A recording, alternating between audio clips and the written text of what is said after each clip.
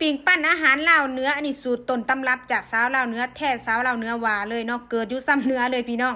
แต่ว่าก่อนอื่นจะเฮ็ดอันปิงปั้นนี่เฮาต้องมีเครื่องครบก่อนเนาะเครื่องคำว่าครบนี่ก็บ่ได้มีหยังลวงหลายดอกพี่น้องต้นตำรับนี่เขาจะใส่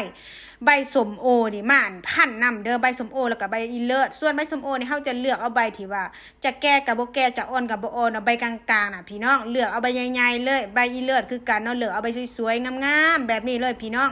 แล้วก็จะมีเครื่องปรุงเครื่องเคียงก็จะมีหอมแดงกับบักพริกแล้วก็ต้นหอมผักชีพี่น้องอันนี้เป็นหมู3ชั้นข่อยเลือกเป็นหมู3ชั้นมื้อนี้พี่น้องถ้าสมมุติผู้ใดบ่กิน3ชั้นเลือกหมูหยังก็ได้เนาะหรือว่าเนื้อหยังก็ได้เบิดเลยเอาเนื้อปลามาเฮ็ดก็ได้เนาะแต่ว่าก่อนจะเฮ็ดข่อยจะมาหั่นพวกเครื่องเคียงซะก่อนเนาะต้นหอมนี่ก็หั่นแบบนี้ส่วนนั้นหอมแดงนี่ก็หั่นเป็นแบนแบบนี้แล้วก็แบบเฮ็ดให้มันมุนๆนั่นน่ะน้อยนึงแล้วหลังจากนั้นก็สิใส่หมักพริกเนาะหมักพริกนี่หั่นเพื่อความสวยงามหรือว่าเพื่อความเผ็ดเล็กน้อยเท่านั้นเองเนาะถ้าผู้ใดบ่มักเผ็ดนี่ก็บ่ใส่ก็ได้ส่วนหมูนี่จะเอามาสับเนาะแต่ว่าสับไปสับมาโอ้ยบดเอาดีกว่าขี้คร้านแล้วเป็นหยังก็คือบ่บดตั้งแต่ที่แรกว่าพี่น้องเสียเวลาซื่อๆหลังจากนั้นสิมาเริ่มขั้นตอนการปรุงเนาะอันนี้ปรุงอยู่ในเมืองผสมผสานเด้อพี่น้องอันที่ข่อยใส่ไปทั้งเบิดนี่ก็คือจะมีผงนัวรสดีแล้วก็เกลือนะซอสน้ำมันหอยซอสฟ้าเขียวแล้วก็น้ำปลาพริกไทยดำเนาะแต่ว่าอันที่ข่อยกล่าวว่าเบิดนั่นน่ะตัดออกเลยเนาะบ้านเกิดเมืองนอนข่อยหรือว่าสูตรต้นตำรับข่อยนี่เขาจะ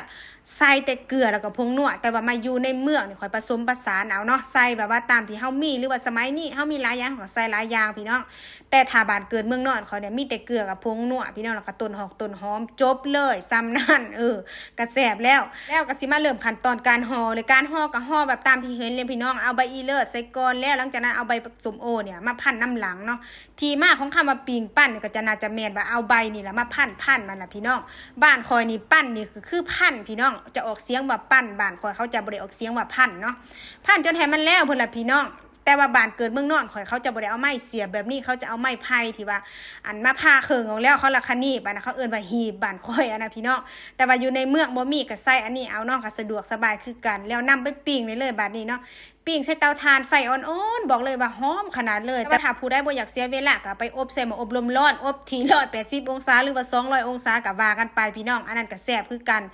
สะดวกสบายเฮ็ดไวกว่ากันแล้วก็มากินกับแจ่วปลาแดกผู้แสงจันทร์พี่น้องแจ่วนี่ก็ได้ทั้งขายทั้งอย่างคนซื้อนำบ่แม่นหยังดอกพี่น้องถ้าเขาสั่งนำแล้วบ่มีเวลาส่งให้เขาเพราะว่าเวียกหลายว่าซั่นซะ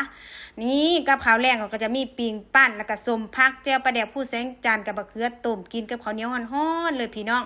ส่วนวิธีการกินนี่ก็คือถ้าผู้ใดบ่มักใบส้มโอสามารถแกะออกแล้วกินแต่ข้างในก็คือใบอีเลิศนี่ก็พอแล้วแต่อันที่จริงสามารถกินได้ทั้งนอกแล้วก็ทั้งในมันพี่น้อง